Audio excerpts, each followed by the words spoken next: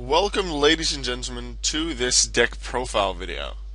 A few days ago I made a duel video with this insect mill deck, and Serefin Sereday, one of my viewers, wanted me to make a deck profile of it, so here we are. I've used this deck, well, it'll be like 5-6 times now, and it works quite well. Like, obviously it's not super competitive, but it can be a fun deck to use at times. Although the stalling aspect, especially if it takes really long, can be annoying for your opponent, definitely, and maybe even a little bit for yourself, but it was an interesting change of pace for me. Yeah, so let's get into it. I have 2 copies of Banisher of the Radiance, which on itself doesn't mill anything or work towards deck destruction. However, it can still work sort of an anti-meta-ish thing against decks that really like to use the graveyard. And in combination with Gravekeeper Servant, it completely locks the opponent out. The same goes with Microcosmos instead of Banisher. Because with Gravekeeper Servant, the opponent has to send a card from top of deck to graveyard as a cost to declare an attack. Which, the Gravekeeper Servant on their own is a pretty nice card to have. Every attack means a mill.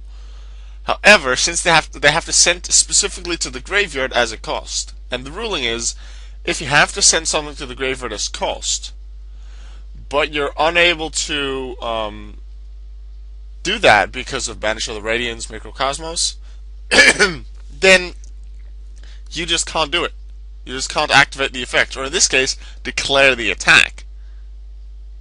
So you pretty much have a lock as long as you have Gravekeeper Servant with Cosmos or with Banisher of the Radiance on the field.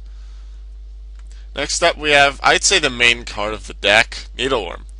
Flip effect, sending the top 5 cards of the opponent's deck to the graveyard, which is quite a lot.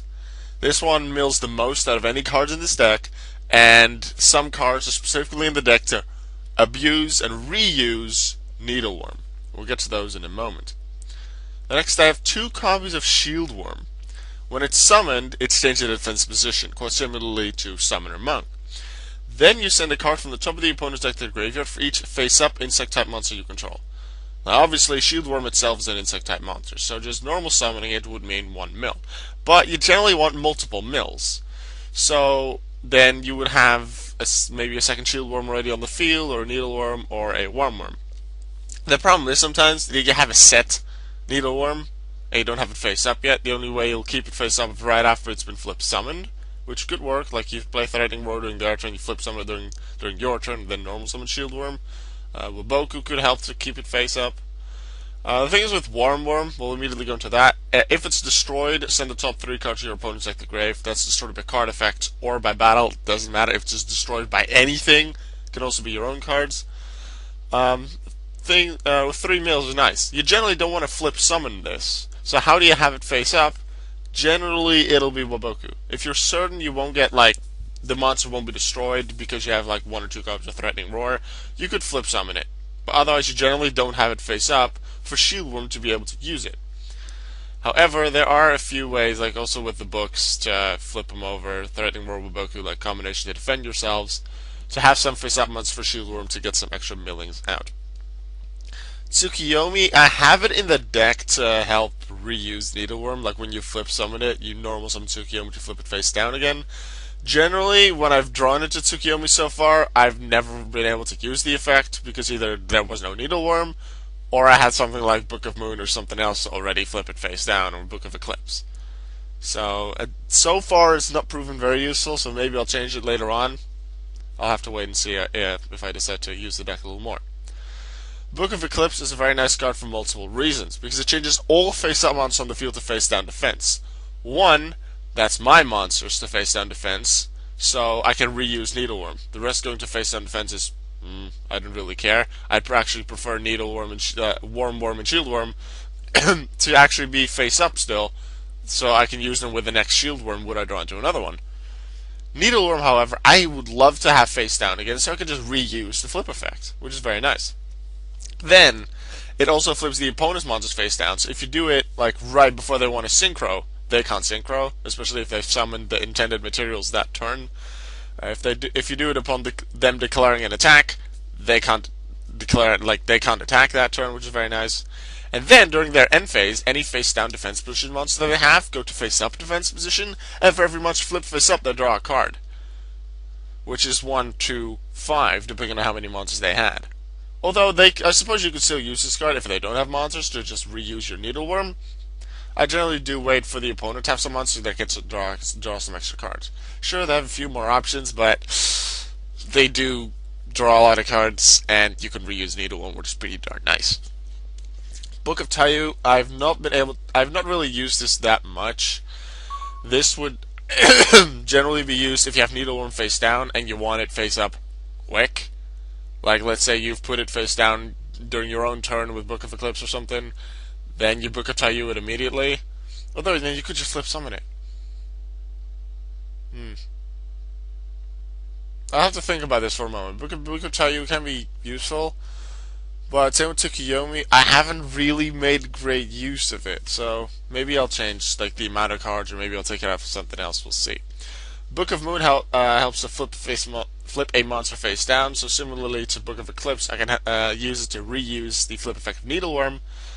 But in addition, I'm also able to stop the opponent's attacks would that really get in the way. Dimensional Fissure to just banish some of the opponent's cards. As you know, I said it before with Banisher here.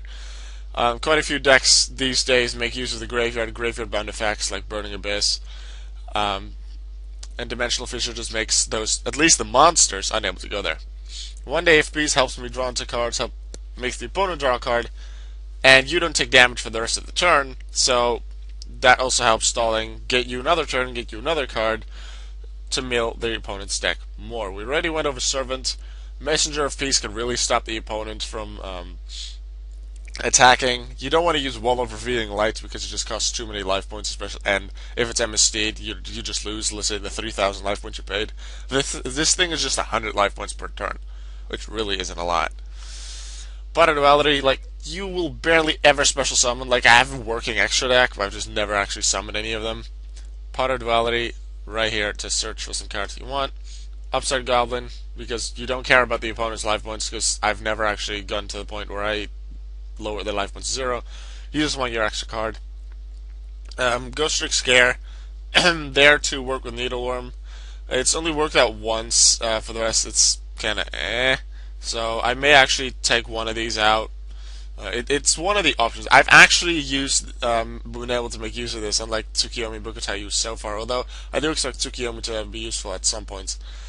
So, yeah, Ghost Trick Scare at 2 right now. Cosmos already went over, especially great in combination with Great Reaper Servant. Threatening Word to stop the opponent from declaring an attack. Make sure you use this at the start of the battle phase or even sooner. Do not use this after they've declared an attack, because Threatening Word doesn't stop attacks, it stops declarations of attacks. If an opponent has declared an attack before you activate Threatening Roar, that attack will still go through. And then with Boku, you don't take battle damage, which is nice for stalling, and your monsters can't be destroyed by battle either, which is nice to keep your monster on the field for, let's say, Shieldworm. But also, let's say you have a face-down Needleworm, it's face-up after Waboku, because the monster still goes face-up in that case. And then you can flip it back face down again with Book of Eclipse, with your Book of Moon, with your Tsukiyomi, things like that. For the extra deck, even though I've never summoned them, Armored Kappa, Gachi, Daigusto Phoenix, Sky Cavalry, number 49, Wind-Up Zen Mines, Engineer, Alucard, Levier, because things are able to be banished via Microcosmos, Dimensional Fissure, Downer Magician to put on top of one of the lower ranks, because why not? Then 2 Utopias to help stall, and maybe a Utopia the Lightning, if I really want to take out an opponent's annoying monster. So probably I'll take out an Armor Kappa. Extra deck, could help with stalling Flying Sea. It doesn't really. It'll be situational. Only if you know you're facing something with really good XC stuff, you may want to use this, otherwise not. Max Heat to help you draw some cards. Could work. Level Limit Area B, useful if the opponent doesn't use XC summons. MST, because the opponent can use traps to be in your way. Things like Skill Drain will hurt you. Sword Revealing Light to stall for a few turns. Gravity Bind, once again very useful, just like Level Limit Area B, as long as the opponent doesn't XA summon. And Wall Revealing Light, I did mention it, it can be very useful for stalling, but just one MST or Twin Twisters and you've just basically lost a bunch of life points that you will not be getting back. Alright, that was the deck profile video for today, Serefin. I hope you can do something with this. Everyone, let me know if you want to use this deck, and if you have, what your results with it are. If you have any suggestions or things to add, for things to take out, let me know. And I will see you in tomorrow's daily Yu-Gi-Oh video. Goodbye.